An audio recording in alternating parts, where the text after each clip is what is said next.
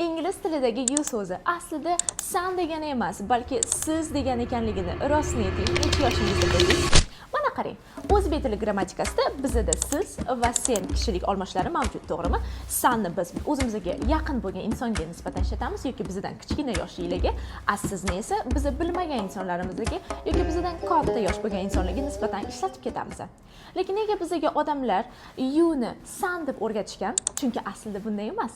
Gap shundaki, ingliz tili grammatikasida o'zbek tili grammatikasiga o'xshab siz va san mavjud bo'lgan va san bizda thou bo'lib ketgan va siz bizda biz bilgan you bo'lib ketgan. Xo'p, unda qani o'sha qo'shimcha? Nega biz hozir ishlatmaymiz qo'shimchani?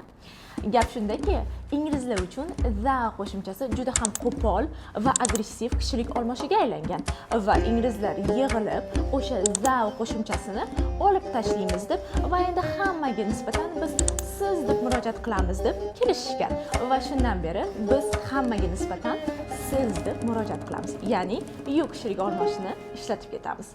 Juda ham qiziq, to'g'rimi? Agarda qandaydir savolingiz bo'ladigan bo'lsa, bemalol berishingiz mumkin.